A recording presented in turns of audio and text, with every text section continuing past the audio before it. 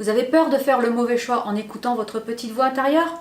Ne stressez plus. Je vous propose sans attendre d'apprendre à faire confiance à ce GPS intérieur qu'est l'intuition.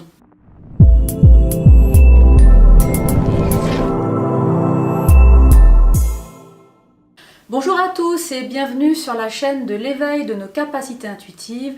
Je suis Nathalie, directrice de chez Luna University et je vous parle aujourd'hui de la différence entre l'intuition et les pensées produites par notre mental. Vous avez peut-être quelques difficultés à entendre votre intuition car vous n'arrivez pas à distinguer ces messages de vos pensées.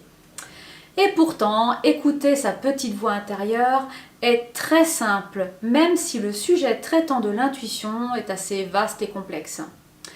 Je vous propose donc de commencer par le commencement, et afin que nous soyons sur la même longueur d'onde, débutons par revoir la définition de la pensée. Alors, dans mon bon vieux dictionnaire, je lis que la pensée est l'ensemble des processus par lesquels l'être humain, au contact de la réalité matérielle et sociale, élabore des concepts, les relie aux autres et acquiert de nouvelles connaissances. Nous sommes donc dans une phase d'analyse, de compilation de données. C'est la manière dont l'activité de notre esprit s'exprime. Bien, voyons maintenant ce que l'on nous dit sur l'intuition. Il s'agit d'une connaissance directe, immédiate de la vérité, obtenue sans l'aide du raisonnement. Il s'agit donc d'une faculté qui permet de capter de l'information de manière beaucoup plus spontanée, non conventionnelle, autrement dit, qui ne passe pas par les 5 sens habituels. Et qui fait intervenir notre mental, c'est-à-dire sans raisonner ou sans déduire. Il faut aussi prendre en compte l'étymologie latine du mot lui-même, intuitio, qui se traduit par action de regarder dans. L'intuition est donc une connaissance intérieure qui provient bien au-delà de notre raisonnement conscient. Elle est un agent de notre inconscient, un récepteur sensoriel spécifique à notre inconscient, tout comme nos 5 sens sont des agents de la partie consciente de notre être. C'est en tout cas la vision qu'en donne la science, qui place notre intuition quelque part dans notre cerveau. Il est pourtant possible que d'un point de vue plus spirituel, notre intuition soit localisée ailleurs que dans notre super ordinateur cérébral. Je pense tout particulièrement à un autre organe vital, notre cœur. Notre intuition abondera toujours vers ce qui est le mieux pour nous. Elle sait ce que nous refusons parfois d'accepter de façon consciente. Elle utilise ses super antennes pour capter de l'information non conscientisée, nous concernant ou concernant le monde extérieur. Bon, stop, ne cherchez pas, vous n'avez pas d'antenne greffée quelque part sur votre corps. Enfin, normalement. Lorsque je parle d'antenne, je devrais davantage parler de super capteurs invisibles. Je veux bien sûr parler de nos différents corps énergétiques, que sont le corps physique, le corps éthérique, le corps astral, le corps mental et le corps causal. On les représente souvent comme des poupées russes s'emboîtant les unes dans les autres, alors qu'en fait, ces différents corps se succèdent. Lorsque l'un se termine, le suivant débute en prenant de plus en plus d'ampleur. Bref, je m'égare, mais si le sujet des corps éthériques vous intéresse, dites-le moi dans les commentaires et je vous proposerai de creuser le sujet dans une prochaine vidéo. Donc, j'étais en train d'essayer de vous expliquer que notre intuition ne communique pas sur le même plan vibratoire que nos pensées. Notre mental évolue dans un monde cartésien, dans cette réalité de l'espace-temps, alors que notre intuition communique sur un plan plus énergétique, dans une dimension quantique, hors de l'espace et du temps, en flirtant constamment avec la conscience non locale, grâce à ces super capteurs, à notre champ énergétique. C'est donc très logiquement que j'ai envie de situer l'intuition dans notre cœur, car celui-ci est stratégiquement bien placé. Il est au centre de tout notre être, de toutes nos couches confondues. Selon la neuroscience, notre cœur, tout comme notre cerveau, ressent, pense et prend des décisions. Il regrouperait environ 40 000 neurones ainsi que tout un réseau de neurotransmetteurs ayant des fonctions très concrètes qui en font une extension parfaite de notre cerveau.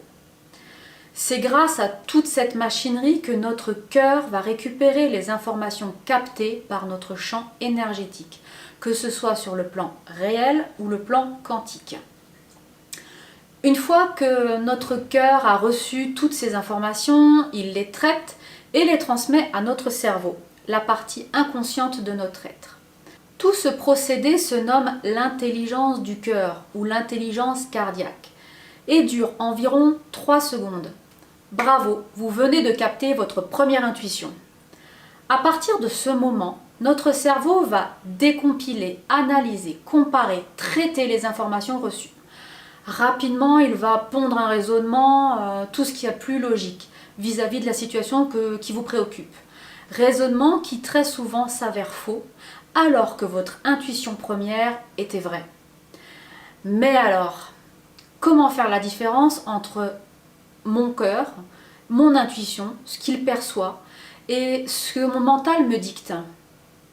Pour répondre à cette question, laissez-moi vous donner 4 clés qui vous permettront de faire distinctement la différence entre une information intuitive et une information provenant de votre mental. Première clé, l'intuition est vraie et spontanée. Elle n'est en aucun cas le résultat d'une déduction intellectuelle ou d'une réaction émotionnelle. On a souvent tendance à parler de bonne ou de mauvaise intuition en fonction de ce que nous ressentons émotionnellement parlant.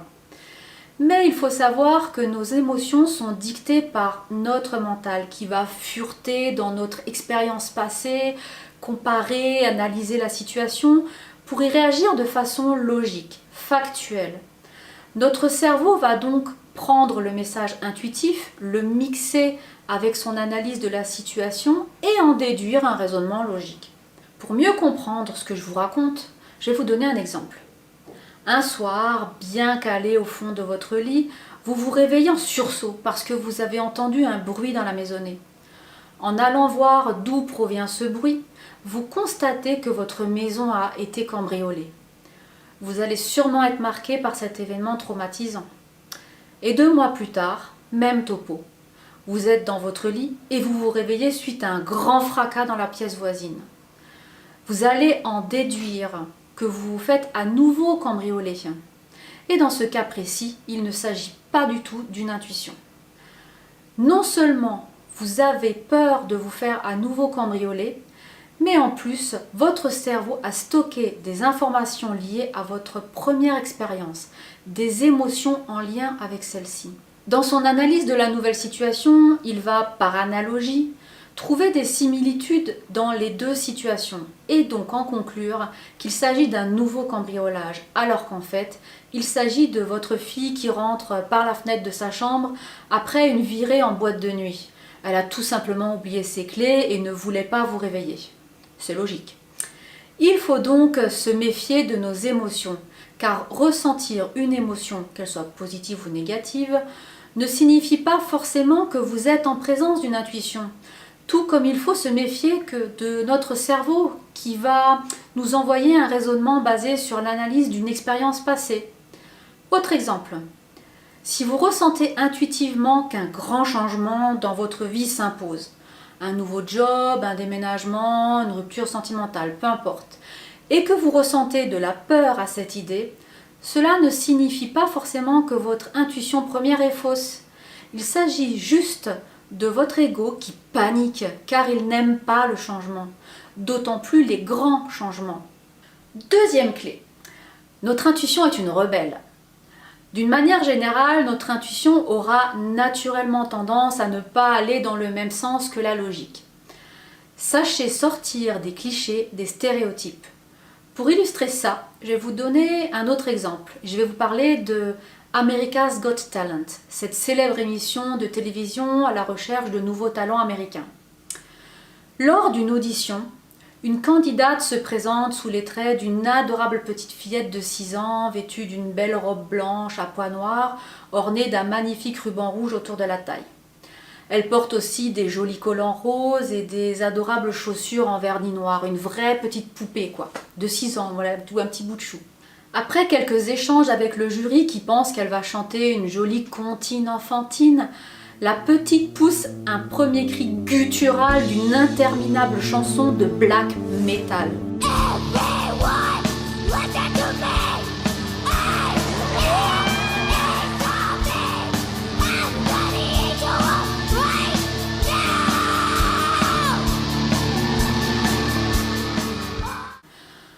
Deuxième grand précepte de l'intuition, l'habit ne fait pas le moine.